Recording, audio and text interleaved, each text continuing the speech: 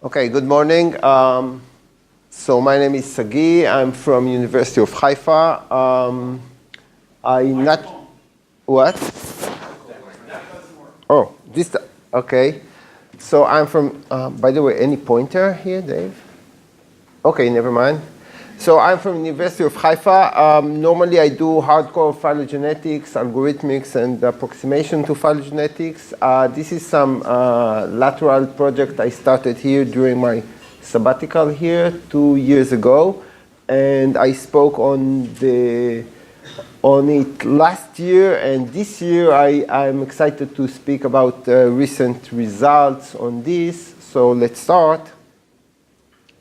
So comparative genomics, you've been hearing about this during the past week, and I'll just say that in comparative genomics we use model organisms to compare them, and some nice observation about comparative genomics is actually evolution is a tool in comparative genomics by generating the differences that allow us to infer insights regarding the organisms, and of course the eternal say of Tadeusz Dobzhansky, nothing in biology makes sense except in the light of evolution, and by coincidence my talk today actually demonstrates that.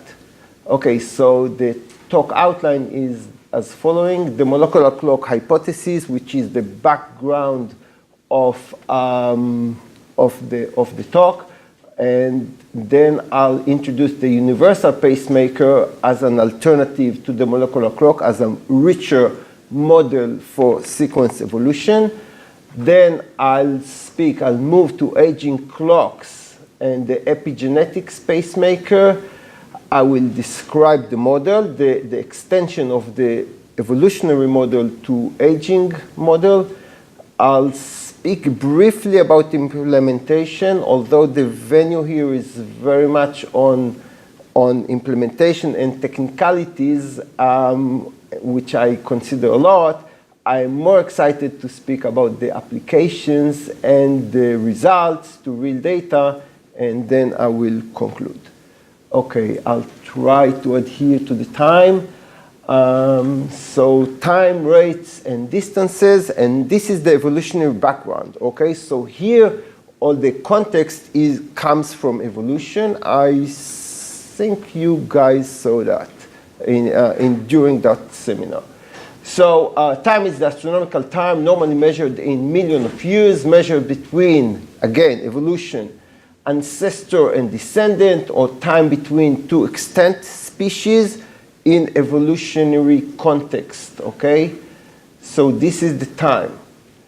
Now the rate, and you can see the figures, they actually give you some insight on what we're speaking about. So the rate is the number of accepted mutations per single base pair per time unit, okay? So this is the rate of accepted mutations.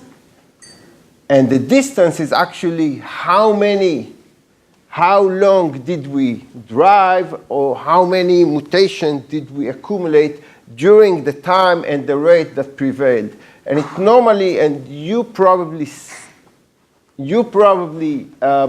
know this figure, this cartoon, that actually comes from, say, BLAST, or all these methods that compare and look for mutations in sequences. Okay, so this is the distance that have passed during the time that we have the rate. Okay, so what is the molecular clock hypothesis? So some background on this is Zuckerkandel and Pauling in 1965 published their seminal paper called Molecules as Documents of Evolutionary History. And what he did is as following. Let me know if you guys at the back hear me. So they had these guys, and they knew their evolutionary history, and moreover, even their evolutionary time. So they had the times here along that history. This is the history. What they didn't know is they looked at their hemoglobin. This is the hemoglobin of these guys, and they drew this matrix. And they contrasted, okay, so these are the mutations they had in the hemoglobin. And the hemoglobin is very conserved, so there was no problem in really detecting and counting these guys. Of course, in modern sequence evolution, it would have been much harder. But it was really, really easy here. And then they contrasted the times that they knew on this tree to the mutations, to the number that they had here. And they saw this incredible correlation that you would hardly expect. And it's such a strong observation that it was coined as a concept, the molecular clock. Look at this correlation. You would hardly expect to see such a nice correlation, which tells you that there is some universal clock that ticks equally along every point on that tree. Okay, this is something very, very strong in evolution, and this is named the molecular clock. Now, this is very limited facet of the molecular clock. The molecular clock actually is something much stronger than that. So, and you still check. Can you hear me there at the back? Okay, okay. So this is the time, and of course, this is the time tree that actually depicts only the speciation events along the time, okay? But this is what is called a gene tree. So it depicts the evolution of the gene, okay? And here are distances along the time. So this is a fast gene. And this is same organism, or same organism set, and this is a slow gene, okay? So it is much more contracted. So and all of them adhere to the molecular clock concept. So actually, under the molecular clock, what we see is that all individual gene trees will be ultrametric, okay? This is ultrametric. I don't want to go too much into the mathematical definition of this, but it's something like all the distances from the root are the same, okay? And identical to the species tree up to scaling factor, okay? So these are the gene trees. Now, if we ignore the tree, so we have actually here we have the set of genes in our genome, and what you can see that they, along the time here, they preserve the same rate all the time. And this is exactly the molecular clock, and it is a more global view of the molecular clock, not only the hemoglobin, but all the genes of our genome, and it implies many, many strong implications, such as that the ratios here between everyone is the same, every gene is the same at every point in time.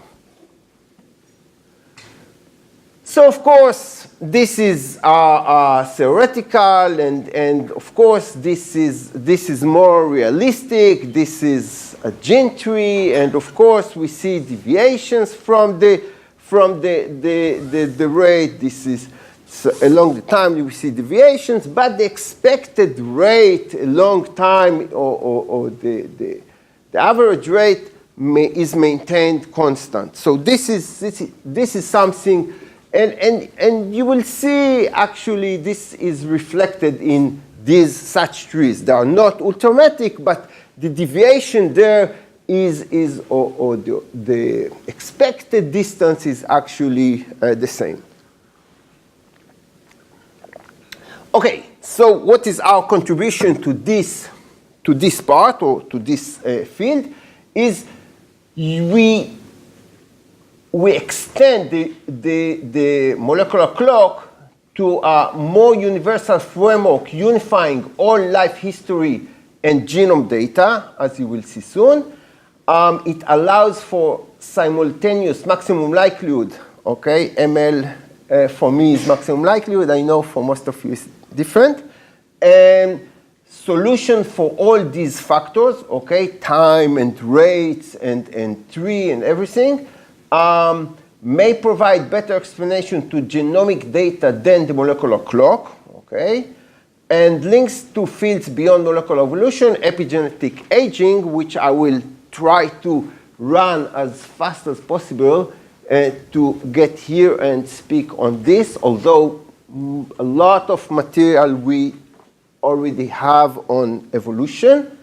And here what we have, or the last result, is that a first proof, or more insightful proof, that epigenetic is not linear. And I will not get too much on background of epigenetic, but the concept nowadays developed here in UCLA is that there is linear epigenetic aging at more adult ages. I will not get too much into it. Okay, so what is the universal pacemaker? And again, we are in evolutionary context. So imagine a clock that is internal to a genome and can arbitrarily change its rate relative to the astronomical clock. So here we have this is the time tree, okay, with speciation, but we have on every branch, we have some internal clock, okay, that mandates, okay, the evolution of that specific branch, okay, and it allows contraction and elongations, or acceleration and deceleration. Okay, so this branch here was went up or accelerated, while this branch, then this one slowed down its rate, and the tree scaled in pacemaker ticks is not longer ultrametric. Okay, so this is the pacemaker ticks, and you can see many ticks here versus smaller number of ticks here. Okay, so this is scaling of the pacemaker under the pacemaker ticks, because these guys are not anymore correlated. They correlated through the genes that are the same genes. Okay, so it's some extension over the molecular clock. Okay, so, and this is another cartoon that actually is cool. So we saw already that, but have a look on this. What is preserved here is the same ratio between rates of gene, because at every point the pacemaker accelerates or decelerates the rate proportionally. Okay, so this is some cool thing about the pacemaker, that it relaxes the constancy of the rate here, but it maintains the proportion between genes at any point in time. So what we do actually in the evolutionary context, we have thousands of gene trees, many gene trees, fast, slow, whatever, describing the evolution of each specific gene.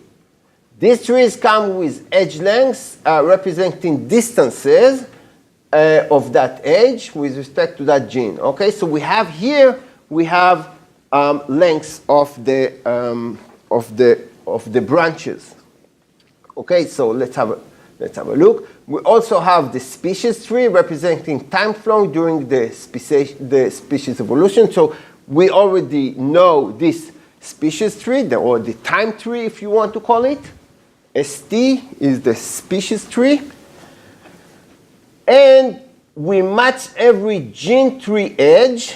Okay, so in reality, we will not have for every species every gene. So say here E has no gene 1, okay? And say gene 2 has no, it has all of them. Oh, H, okay, thanks. So it has no H. Okay, but we match all the branches from the species tree to branches in the gene tree. There is a lot of technicalities here about lengths and things like that and how we identify all of them. Let's not get into that, but I'm more than happy, I would be more than happy to take questions offline.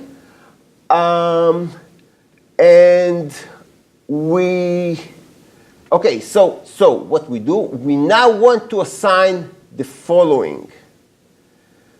A time span Ti to every edge I in the species tree. Okay, so say this is 2, T of 5. This is branch number 5. So we give it time 2. And here we give every gene, we give its rate. So it still has its rate, its constant rate. Okay? So we give gene 1, we give rate 2. And that actually will tell us that we will see 4 mutations here. Because you remember, time, rate gives us the distance. Okay, so we have 4 here. And identically, we will have 1 here. Because here the rate is half. And we have 2 times half is 1. 2 from the time tree and half for the rate here. Okay, so we have 1 here, 1 mutation. Of course, everything is expected values. Note that Ti affects edges I in all gene trees. Okay, so edge 5 and edge 5 here, and all the edges I in all our gene trees. And rate K affects all edges in gene tree K. Okay? So what we will find eventually is the expected length of every edge and edge in every gene tree. Okay? However, life is not a model, of course. In real life, however, we will never find such nice values, okay? And situation like that we have here, we have disagreement in the lengths, okay? The observed lengths and the expected lengths are very common, okay? So they will give us disagreement in the trees. We will have that this edge is half of that edge, but this edge is a quarter of that of its reciprocal edge on the red tree. Okay, and then we need to introduce error factor delta ik, okay, delta ik that adjust edge ik into its expected value. Okay? So it represents the rate of deviation of gene K at time I. Okay? And now we set that the observed length of gene I at or time I and gene K is that Ti times rate K times delta Ik. Okay? So this is how we explain the observed length, observed number of mutation to the expected length.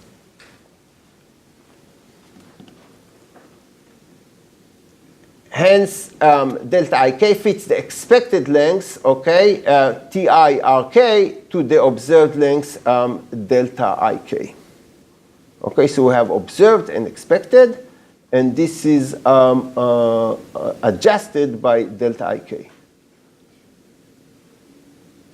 Okay, so a little bit of statistics here. We now pose it a bit differently in order to apply statistical tools here. And that delta Ik, delta sub Ik, we represent as e to the epsilon I, comma k. So what you see here is actually the same adaptation, okay, or adaptation of the observed length to the expected length, only that we put it under exponential formulation. Observed length of i's edge on the k gene tree, delta ik, is the product of the length of the corresponding edge of the species tree, ti, relative evolution rate to the case edge, and multiplicative error factor. So it's very important here. Yeah, Sawan. If you have observed 0, you're right. You're right. In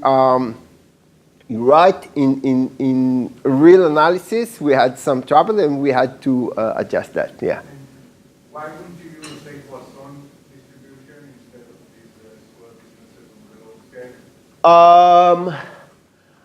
You know, we never. This gave us some elegant formulation, and I'd be happy to discuss that. It just gave us elegant formulation, maximum likelihood, and some other stuff when we just formulated that. But I'll be happy to discuss that. Thanks. By the way, I don't want to lose you, so whenever I'll look more on you, but please do ask questions, because I think we're okay in time. Okay, so now we really put it in statistical context, and we assume that this guy distributes normally, and then the likelihood of an edge is actually normal in that log, okay, in that, and we will see that expression more soon. Okay, so this is normal, and then the model likelihood is actually the product of all such edges. Okay, so we have now a likelihood, which is a polynomial of degree 2, okay, which is, and this is actually the likelihood of that edge, and this answers, as usual, Saron asked the next line. So if we take log of each such expression and sum over all edges, so look how many edges. So we have here all the genes. This runs over all genes, and this runs over all edges in every tree, and this is the total number of edges in all our system, which is huge amount of gene trees, okay? Okay, so we fit for every edge in every gene tree, we fit the model to the observation. And how we fit? By least squares, okay? So least squares is exactly the maximum likelihood. Okay, and this is, I really try to condense as much as possible the evolution part and move soon to epigenetics. So this is the last slide on evolution, last one before the last. So we now need, so in evolution, it's a big question. It was really a big question. I was really excited to on this. Okay. The previous framework is general. It remains to restrict it to either pacemaker, where we have, you remember, we have arbitrary lengths and trees not automatic, or molecular clock. Okay? And this is, for me, for me who comes from evolution, it's a big deal. So under MC, molecular clock, we only require that the species tree, that the time tree will be ultrametric, because time tree is ultrametric. Okay, time tree is ultrametric, and this translates. Okay, and here no limitation, no constraint at all, whatever, because the pacemakers at every branch expand or contract arbitrarily to exactly fit this polynomial, huge polynomial that we have. So this translates to a set of constraints here, constraints on the lengths or the sum of lengths of edges here, okay? And we solve each model separately and compare. And compare, of course, this will always be better, as you can imagine, and we use some Kaike or Bayesian information criterion in order to penalize this guy for the extra parameters. So all this is standard, and in previous slide I showed it, but I think as most of you know statistics much better than I just removed these edges, and I want to summarize the results on evolution. So based on several data sets encompassing all life history, we can say that correlation between genes exists, okay, and this correlation and is significant and non-negligible. UPM, so this correlation is not a byproduct of the molecular clock, because the molecular clock actually dictates correlation, very strong correlation. So this correlation is not due to molecular clock, because the UPM is better explanation to gene rate correlation than the molecular clock. Okay, so there is correlation, but there is no constancy. UPM, universal pacemaker, is pervasive and is not confined to a single domain or result of an artifact. I could have spoken much more on all this, on previous works on this, but because this one the pacemaker was the first framework that puts just everything in some statistical framework and really give analytical examination to this question. UPM was in effect supposedly through the entire history of life on Earth.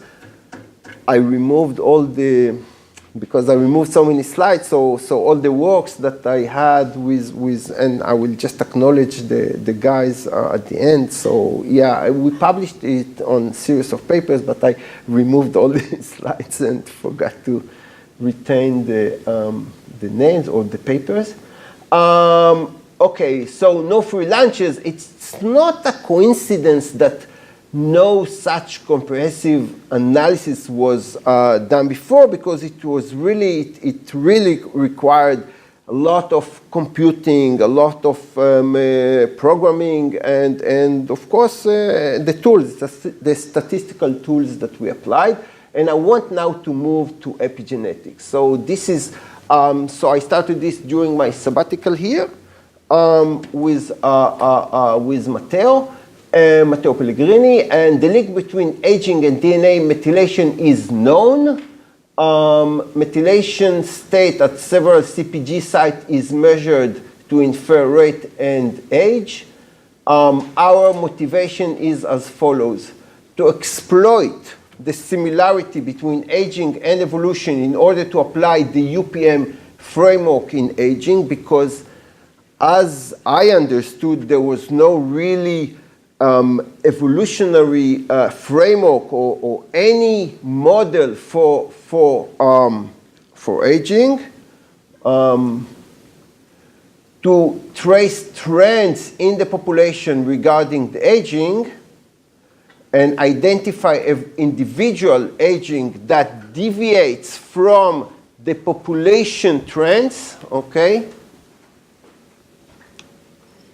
And let's see the model. So at least Eran spoke on the model, and we of course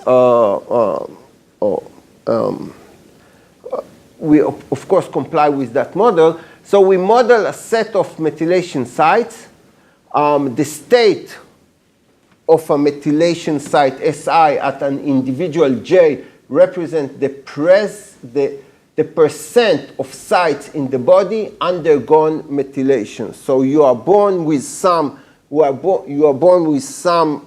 state, and now you start to accumulate methylation in every site in your genome.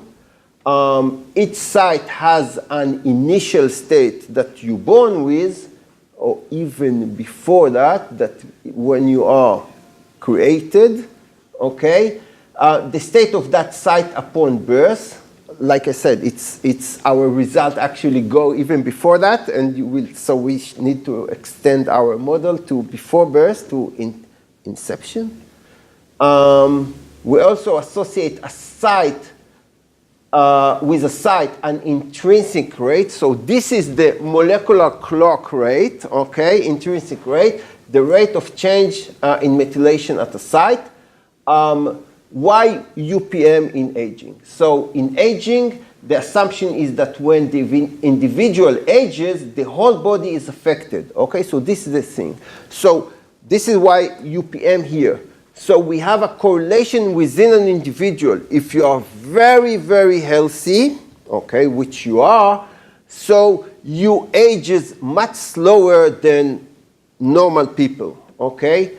And that affects all your sites, okay, all your methylation sites.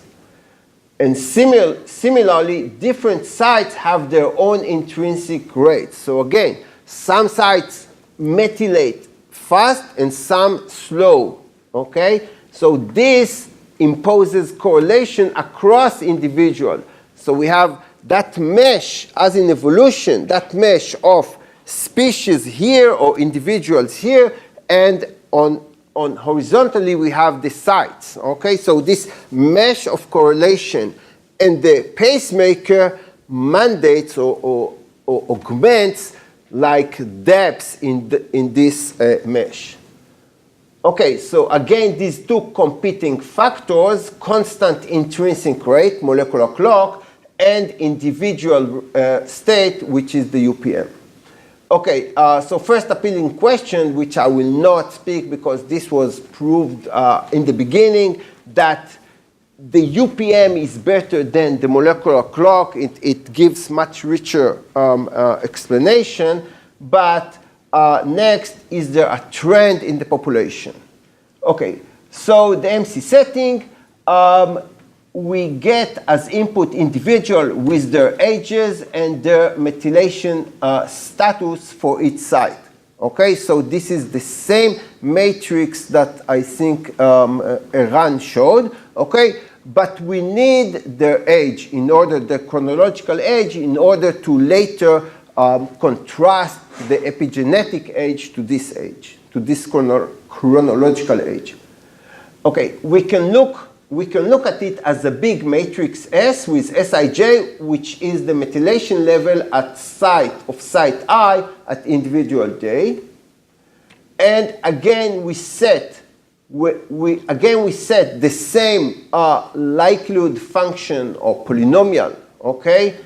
Only that here, okay, this least squares polynomial.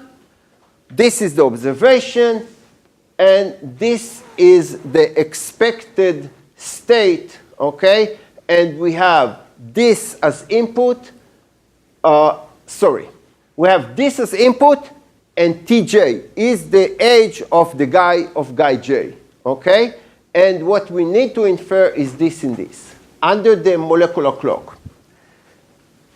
Now, I see that as expected time runs, and I want to get into the results, so I'll just run. Under MC, Si, J, and Tj are given, methylation status and the age of the guy J. So we need to find optimal starting state Si, S sub I 0 and Rj. No, Ri. Ri is the rate of gene I, rate of state site I. And now let's see the UPM setting. The task is to allow sites to accelerate and decelerate equally, identically as in evolution. Okay, so due to the UPM property equivalent to contracting. So again, like I said, healthy guys, okay, they age slowly, so we contract their age, Okay, we have that freedom. We can contract the age. We need to show that, and we show that in our model in the first paper, that actually contracting the age actually gets that effect, okay? Or to stretch for people that age faster, which is probably not the best thing in terms of health. We just stretch the age. Okay, so here, now we also relax TJ. TJ is, we simply ignore. So this, you probably say, hey, but this is the age. We ignore that because we want also to optimize this. Okay, so we now have the freedom to relax this. We simply ignore it from the input. Okay, so the new TJ is denoted the epigenetic age, as I told you, or just E age. The epigenetic age signifies how much an individual ages with respect to her chronological age. And this was so much talked this is some standard projection, okay, and we have an entire paper on some nice properties in this X matrix that we could optimize, and same paper also, yeah, so we can obtain closed form solution for beta with not only, and I think again Eran or maybe Ilan spoke about these heavy operations. Not only that we, and this is a huge matrix in our case, not only we don't multiply it and we or raise it to the power and then invert it and multiply here, we just don't build it. We get for every entry here, we get the exact entries and operation or function over y by closed form solution. Okay, so this is it is a big speed up that allowed us extension to the models. And this is some conditional expectation maximization to deal with the pacemaker case, where we partition the variables into site variables, okay, SI and RI, and to time variables, okay, and we optimize alternatively between each of them by some nice technical properties. But I'm really happy to now go into experimental results. So the resulted conditional EM algorithm is extremely fast and allows us significantly larger data sets, several thousands of sites, and several hundreds of samples, individuals. Recall that our algorithm under the EPM optimizes the age. So we optimize the age TJ of an individual, okay? And we call it, as I say for quite a while, we call it the E age, the epigenetic age. Okay, so this is the first, and this is the first data set from our last paper that is actually under review now, okay? And what we did is the following. So we contrasted. This is C age, chronological age, and this is epigenetic age. And we applied linear trend line, quadratic trend line, and exponential or logarithmic trend line. Okay? So we applied to them and we contrasted, or we compared by the R square. Okay? So here the R square was the best, the linear for adult person, ages between 19 and 100. So, which is quite as expected, because people believe that adults ages more or less linearly. And this is another blood samples from adults. Now here again, the linear trend line on the left. So on the left, we have the best trend line, and here we have the two inferior, okay? So here again, the linear is better than the exponential or the logarithmic and the quadratic. However, here there is a significant decaying trend. So there is some decay here, although the linear is the best explanation. And the decaying trend was accomplished by some man-candle test for trend lines. Okay, so this is the children's blood. Okay, so ages from 1 to 16 years, and we see here months. These are months, okay? And now, not anymore the linear line is the best explanation. We have superiority by, so this is the logarithmic line. It gives much better explanation.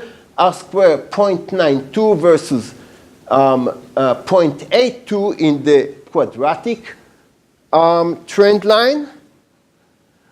And the last data set which actually captured all age spectrum is this.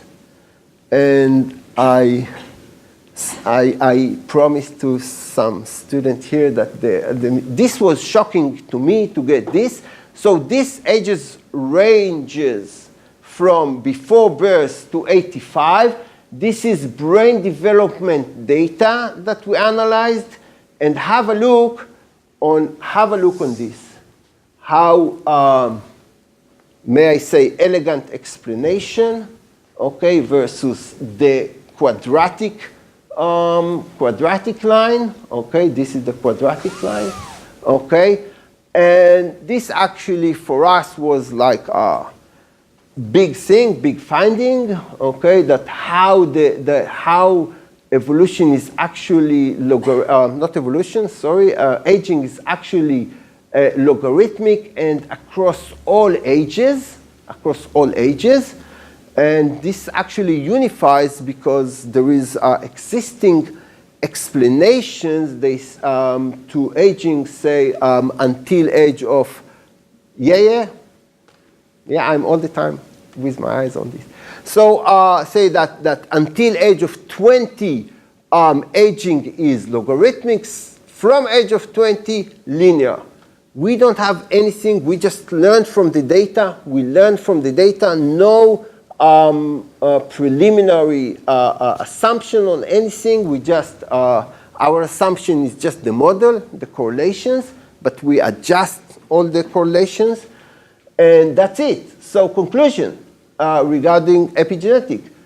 It's the first time evolutionary perspective of epigenetic aging, all this concept of the epigenetic pacemaker, the EPM.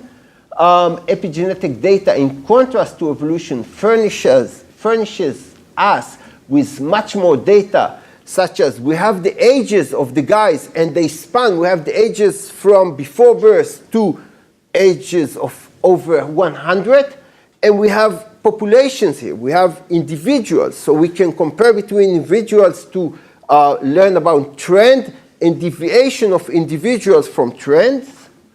Our model traces population on top of individuals' trends in aging.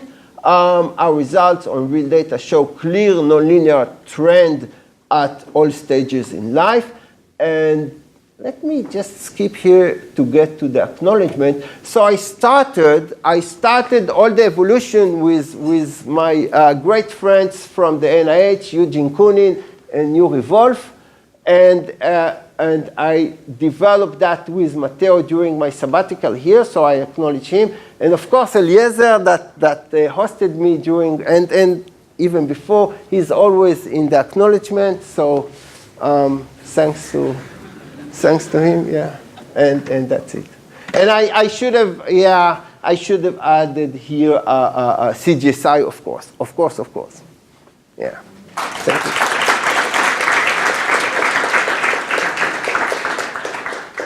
Time for a couple of questions. Yes.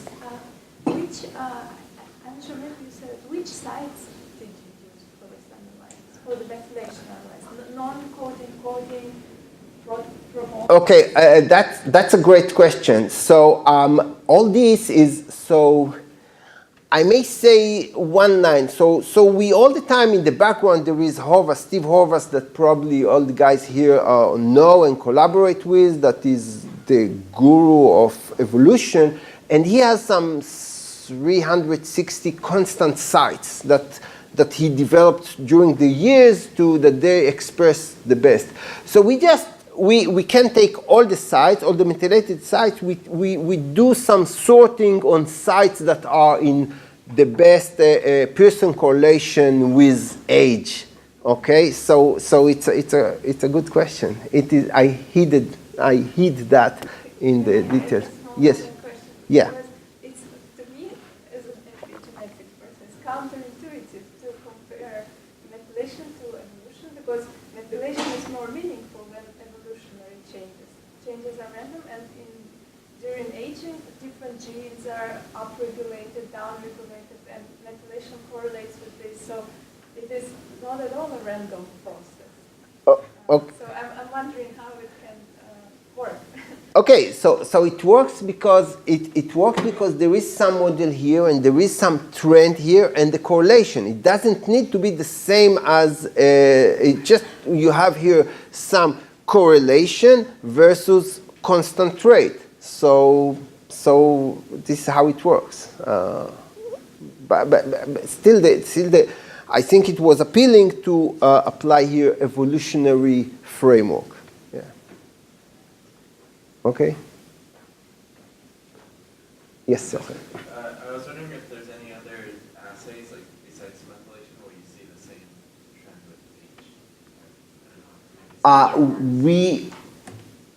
Again, I must be here sincere, modest, and say that I'm not from aging person, but so we just studied now methylation because it applies to molecular data. So this is where